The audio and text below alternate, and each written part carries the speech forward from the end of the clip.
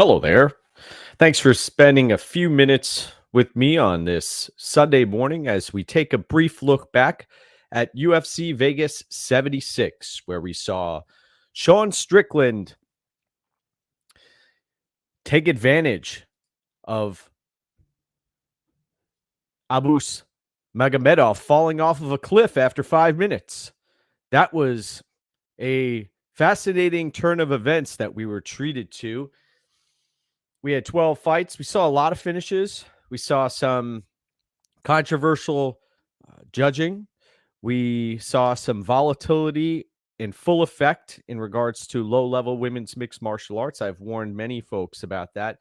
We saw the return of Alexander Romanov defeating Blagoy Ivanov. Ivanov was coming in as the plus 120 underdog. This line had closed significantly. Alexander Romanov gets back on track here. First round or so, you saw it turned into a bit of a staring contest. Both of these fighters were on the feet. Looked like they were trying to preserve their gas tanks. Well, Alexander Romanov looked like he was preserving his gas tank in the first round. And then you saw him get the fight to the mat and really put it on Blagoy Ivanov. And I believe that this may be the end of the road for Blagoy Ivanov, who is closing in on 37 years of age. And he did not have much to offer there against a fighter who, in Romanov, we know that he has massive holes, massive warts in his game. And Ivanov couldn't stop what was coming back at him. So props to Romanov for getting that done. I know picked him yesterday and he ended up how about that post-fight walk out of the octagon? You could see.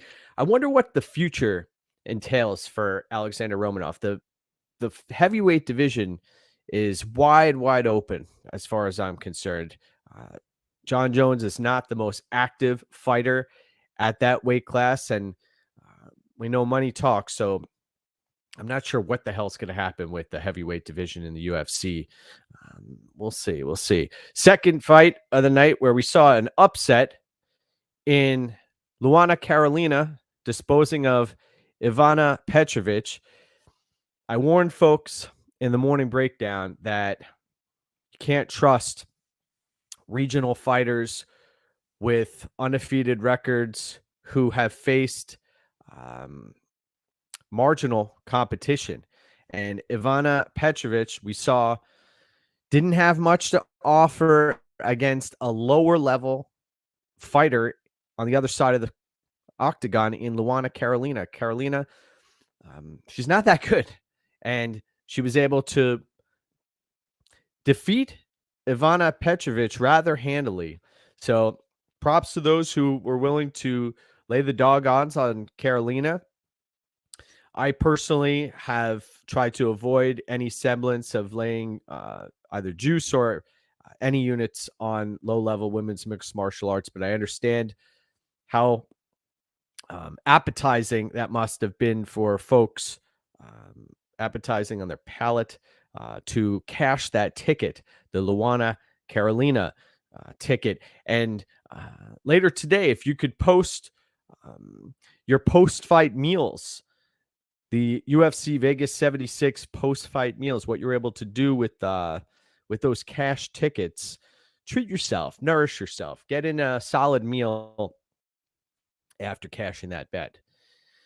So Carolina, the sky is definitely not the limit for her. She has a very low ceiling, and she walked away with victory there. So, and I think that will be the last we see of Ivana Petrovic, who, if you can't get it done at the low level, what are they going to do with you in this promotion? That's my question. Now, look at upset city here. Elvis Brenner defeating Guram Kutateladze.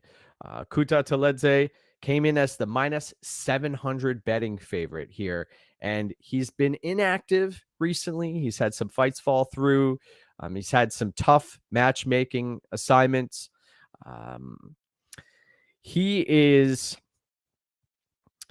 It looked like he dropped the ball yesterday. He did not come in.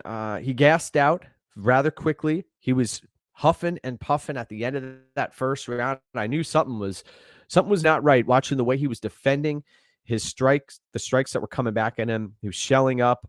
And when Brenner was throwing, it was landing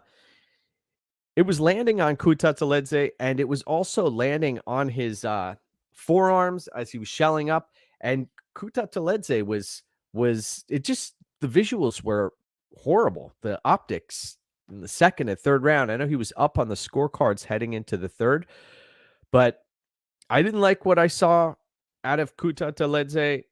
And Brenner, we got to hand it to him here. He pushed the pace. He was split open by that elbow, I believe it was, in guard. And he would not stop coming at Guram. Guram, I believe if you were to ask me out of any fighter on this card, whose stock dropped the most, and it was clearly Guram Kutateladze. Guram's stock dropped like a rock here, and bad look, real bad look. Not only losing as a massive favorite, but also in doing so, getting brutally finished. And I'm concerned about his future. The guy looks like he cuts way too much weight, and he's chiseled, completely chiseled. It doesn't, in my eyes, lend itself to a lot of as far as endurance goes inside of the octagon. He doesn't have much reserve on his body. The guy, every time I see him, he's completely shredded. And where is this energy coming from? It seems like he burns through it rather quickly, and he did not look good yesterday. Kutateladze, arrows pointed down for Kutateladze, and Elvis Brenner. Interesting. The Tuhugov victory was something that, he walked away with a victory there, but he's another fighter where I don't necessarily believe that he is going to be a world beater, but he came in and shocked the world yesterday. I picked Kutateladze, but I did not lay any juice on him, and I was not going to do that. So props to Elvis Brenner. Next up, here's a fight where we had Karol Rosa, who won what some may refer to as a controversial split decision against Yana Santos. That takedown at the end of the third round could have potentially sealed it for Rosa. Not impressed with Karol Rosa.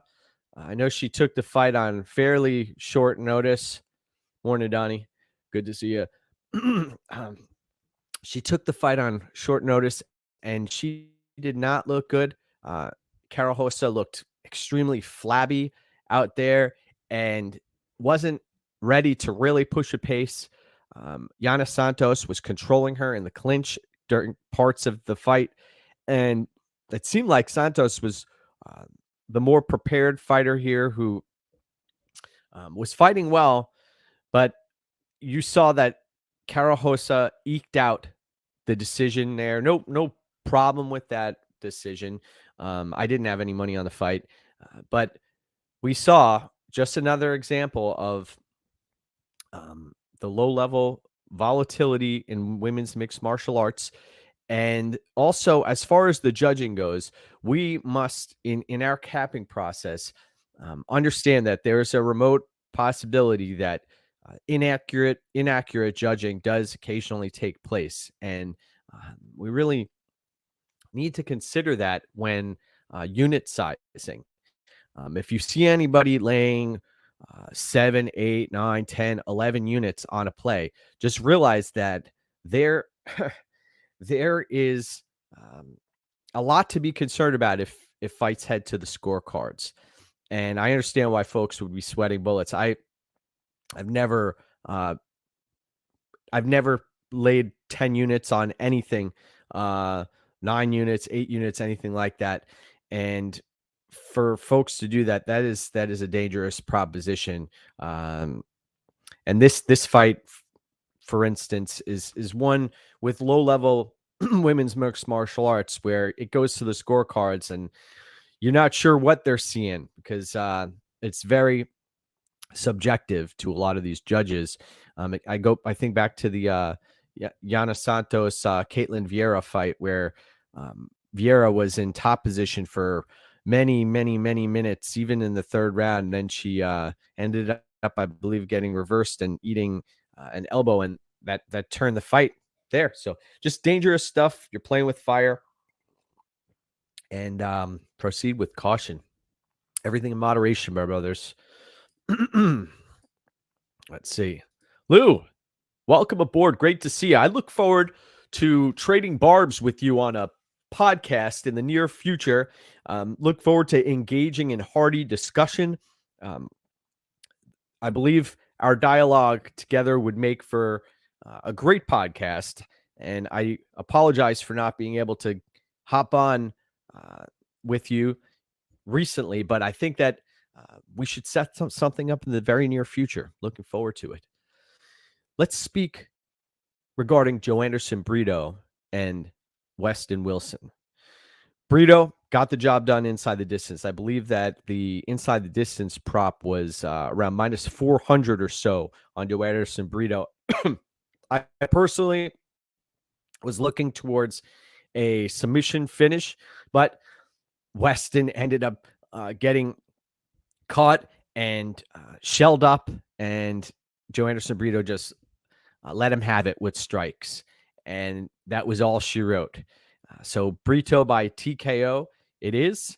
And Weston Wilson likely will get his walking papers. Yes, Lou. I agree. I bet our banter would be intoxicating, and we can put on a great show. Brito walked through Weston Wilson and treated him accordingly. And next up for Joanderson Brito, let's find him a legitimate, worthy opponent here. He basically that was like a Lamborghini revving up and taking a ride around the block and then pulling back into the garage. Let's get him back out there and let's find a worthy opponent. By the way, you want to talk about a Lamborghini taking a ride around the block and going back into the garage. Renat Fakhretdinov.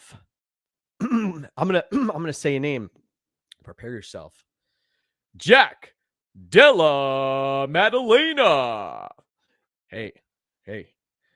Possibly, I believe it was Dan Levy from Best Fight Picks. He proposed that matchup, and I wholeheartedly would love to see that for next weekend with the falling out of Sean Brady. By the way, I posted it. There was a clip yesterday of Sean Brady shooting fish or getting Bilal Muhammad was shooting fish in a barrel at Sean Brady. That fight against Jack Della fell through for UFC 290. Let's see what ends up happening here with Jack Della Maddalena. I am eagerly anticipating their opponent. Now, Kevin Lee came into this fight yesterday with a lot of love for him on Twitter. People were all over him coming back after that loss that it felt like a loss to Diego Sanchez. He ended up cashing for folks who were willing to lay minus 800 or even higher against Diego Sanchez. Kevin Lee, that is. Kevin Lee looked horrific. We knew he's had his knees reconstructed multiple times. Fakhretdinov dropped Kevin Lee early and then locked up that submission, ended up choking him unconscious. And wow, quick work, under a minute, light work. So Fakhretdinov walks away with the victory, completely unscathed. Looked like a solid weight cut. So let's see if he ends up on a card. Now it's a dangerous fight against Jack Della Maddalena. Jack is on the rise. He put himself out there, said he's willing to fight anybody at 170 to 185 pounds on a week notice here. So I wonder if he's going to get that booked or not. By the way, if you're inclined to subscribe and like this podcast, I would appreciate it. I've just noticed that been at this for a number of years, closing in on 9,000 followers on Twitter, but only have about 480 or so subscribers to the YouTube channel here, and been done a lot of work for MMA Odds Breaker, also the All-Star Sport, and now this is my own personal channel here that I've been putting videos up recently on, and any help we can get to help you is what it's all about. So I am excited to be bringing content on a regular basis. I've been trying to ramp it up recently, and I'm going to continue to do so in the near future. So Fakhretdinov storms through Kevin Lee. Kevin Lee now, does he get his walking papers once again? I'm inclined to believe he does. That was a horrific performance, and he didn't even know what was going on after that bout. He got ran through. So kudos to Fakhretdinov. Now, speaking of fighters who got ran through, Bruno Ferreira got ran through as a significant favorite out there. And Nursultan Ruziboev. Ruziboev ended up showing that size matters yesterday, and that he was willing to throw those straight punches and catch Ferreira. I think the knockout was partly due to Ferreira's head bouncing off of the canvas, but Ruziboev deserves credit because he was the one who put Ferreira out. And also, I mean, that 30-plus wins, although many of them appear to be against lower-level competition, that does count for something.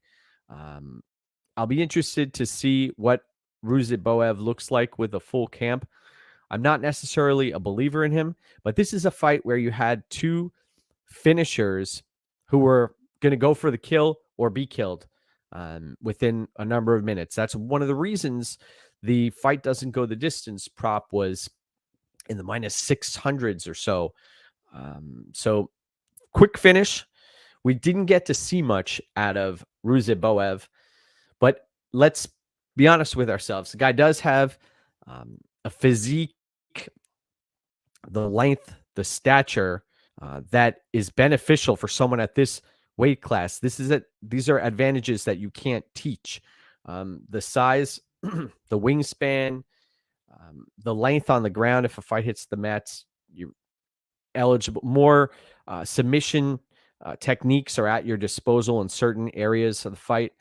And Ruziboev, I'm not going to say that this prospect is uber talented, but I think that he's going to get knocked off soon. But let's see him get back in there shortly. Give him another fight. And also, the odds are probably going to be reflective in that. We'll probably see some recency bias for Ruziboev when he gets his matchup. The record and also coming off of a brutal knockout will change the odds in his favor now. Now, big time upset here also. We've got Benoit Saint Denis, who came in as a plus 220 or so underdog, depending what book you were playing at.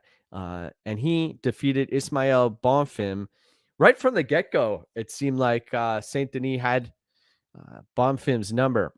There were leg kicks flying his way, body kicks. There was a lot going on. And and then you saw Saint Denis take over the grappling late. I mentioned yesterday at the breakdown that in the morning breakdown show the size discrepancy here. And also Saint Denis, he just keeps coming, man. That Zaleski dos Santos fight, looking back on it, you better get Saint Denis out of there or else he's gonna find you. Zombie-esque tendencies, but also very technical on the mat yesterday. Solid effort. Congrats to those who backed St. Denis and put their hard-earned money on that play. So nice victory right there. Then we have Ariane Lipski, who we talk about the suspect judging and volatility in lower level women's mixed martial arts. Right here, this is a situation where I recommended not laying the juice in this spot on Gato. Minus 225 was what she was sitting at yesterday. I don't care if it's minus 180, minus 170. I'm not a not a fan of going out of my way in situations like this, especially with the volatility we've seen from camp to camp. Things change dramatically, fight to fight, and then throw in the judges and what they're witnessing. Uh, the finishing equity on both sides of this fight was something to consider also. You don't typically see as many finishes in women's martial arts. Gato, she may have won the fight in some world. Not this one, though. Not this one. She ended up taking the loss. Lipski walks away with the victory. Stay away fight for me. Congrats to those who hit the Lipski line. I don't. This is a fight where if you told me Gatto won, if you told me the scorecards were reading a 29-28 Gatto, I would not be shocked at all. But no fighter here put a stamp on it, and that's key. And what I like to do when I'm capping fights, I like to target fighters who are going to put a stamp on their victories, possibly take the judges out of the equation. And not this time, though. Not this time. So Lipski walks away with victory. And my heart goes out to anybody who was playing Gato and laid a massive amount of units on it, because that was a close fight. And I just think you're better served searching for other opportunities. Michael Morales was coming in as a minus 250 betting favorite, and he beat Max Griffin. The second and third round, he did it. He put a stamp on the fight. He was landing takedowns. He was getting the better of the striking. I know that Morales, he had almost looked like part of his orbital was either broken or he was dealing with a lot of swelling near his eye.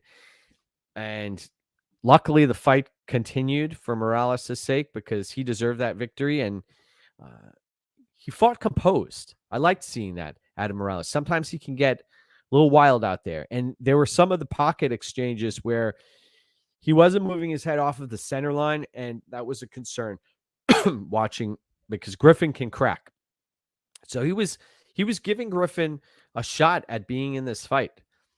But Morales, still 24 years old, 24 years of age, still feeling invincible. He's got an unblemished record, and the arrow's pointed up for Michael Morales. But he also will need to address a few things, and that aura of invincibility may come back to haunt him against the right opponent. But Max Griffin was not the one to do that. Next up, we had Grant Dawson versus Damir Ismagulov. This was a fight that I spent the most time researching throughout fight week. Probably spent about 8 or 9 hours between tape and monitoring lines here. And I ended up playing both sides of the fight because the line was moving around. Got Dawson at plus odds, and then as I'm watching the tape and I'm listening to interviews and I'm monitoring the weight cuts, I was very concerned that Dawson's lack of head movement may come back to haunt him here. But we saw what happened. I ended up hitting Ismagulov at minus 105, and it was an ARB situation that very, very rare for this to happen, but ended up turning a little bit of a profit here. But Dawson, we saw that he was a solid back taker, and that was his mission. His sole mission was to find a way to the back of Ismagulov, lock up that body triangle, and Ismagulov had no answer. I mean, you watch the third round, he was caught. He was caught in a trap. He could not untangle Dawson's leg. Could not. He focused on fighting the hands. I'll give him that. He was able to avoid the submission, the rear naked choke, but he could not get out of that body triangle. And there must have been, I don't know how many minutes. It must have been 12, 13, 14 minutes of control time. Dawson, great fight, great performance. Very happy for him. And one thing that you can say about Grant Dawson is he fought smart yesterday, which was very impressive. And you want to, we talked about Michael Morales a minute ago.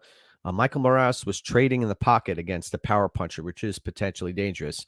And Grant Dawson wanted to give his best chance at victory. So he ended up taking this fight to the ground, finding the back of Ismagulov, and just rode out time there for many, many minutes. So props to Grant Dawson. I wonder if Damir is going to stay retired. Has he, if anybody could in the chat, could you share, did Ismagulov say that he's retiring, or is he moving to another promotion? What are his initial thoughts after taking that loss? So Dawson walks away with the victory. Maybe he'll get a Tony Ferguson fight.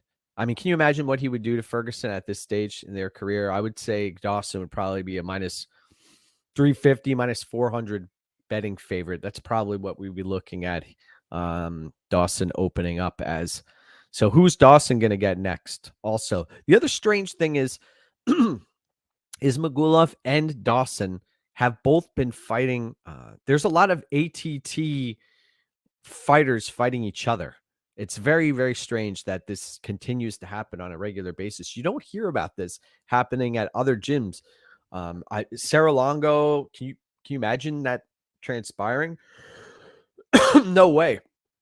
That is that's something else that this continues to happen. And they're both in the same. I remember Grant Dawson said that during strength and conditioning, that Ismagulov and Sarukian and Neto BJJ and Gamrot and all these other fighters are in the same room. Very strange stuff going on, especially considering their opponents. So cheers to Grant Dawson for getting the victory there. And then we have the main event of the evening, Sean Strickland coming in and weathering the storm of the first round that was Abus Magomedov. And Abus Magomedov, he tried his best to take Strickland out of there. He was landing some leg kicks, landing some strikes, going for it. But then the wheels completely fell off after 5 minutes. And we saw the tables turn in an instant. Very, very impressed with Strickland there in that outing. He did exactly what he had to do. I mean, part of this was Strickland benefiting from Magomedov falling off of a cliff, but also I liked Strickland looked great on the scales. He has a lot of potential that I believe has been untapped. He does not necessarily use his grappling, and Strickland, he's one of these fighters. He said it in interviews. He's made it crystal clear. If you tell him he can't do something, he's going to try to do it. Even he said he had been sparring with Alex Pereira recently, and he wanted to kickbox with him, and he didn't necessarily try to take his clearest path to victory, which would have been going to the mat. So if someone is able to get into his head and actually coach him inside of the octagon, I know he's tight with Nixick and Curtis, etc., but he's a very talented. Sean Strickland is a very talented fighter. There's no denying that. And I'd like to see who he ends up fighting next also at 185 pounds. He's a tough out, man. Very tough out. We saw against Cannonier. and others. Sean Strickland is the real deal, and Abus Magomedov is not. That's pretty clear after this performance from Magomedov. I mean, you had a fight camp for a main event in the UFC, and you can't go more than 5 minutes. That's disturbing. Not sure where Magomedov goes from here. He went from one fight in the UFC to a main event, gets throttled, and now goes back to the drawing board. He also, in the lead up to this, during the promo package, he was talking a lot about Strickland and how Strickland better not talk to him and better just stand in front of him, and he's going to be knocking Strickland out. But that did not happen, and Strickland walks away with the victory. So there you have it. UFC Vegas 76 recap. Take a look at a couple of the comments here. Donnie says, Ruziboev's next fight, there will be recency bias there, depending on who they match him up against. And not only do you have the look on the scale that you're dealing with, there's going to be a massive size discrepancy. You also have the 30-plus win record, and he's coming off of a brutal knockout win over Bruno Ferreira. So that is the recipe for recency bias to make him a significant favorite, depending on who the matchup is. But that should be interesting. Here we go. So take care, everybody. We're at 30 minutes or so. Have a great rest of your Sunday. And guess what? Guess what, my brothers? UFC 290 is right around the corner. We got one more week. It's almost UFC 290 fight week. Looking forward to a bunch of matchups here. Cannot wait. Cannot wait. Look, Ryan says, didn't have time to look at all the stuff yesterday, so I just took all the underdogs and the 3-pick round robin quick before the fight started. I ended up paying 2.9x my money thanks to that plus 500 underdog that you won. All right. Strong work, Ryan. Way to be. Proud of you. So have a great rest of your Sunday. UFC 290 next week. Again, if you wouldn't mind liking and subscribing to the channel here, I am continuing to put out content on a regular basis, and I'm excited about the future. So let's do this. Take care, my brothers.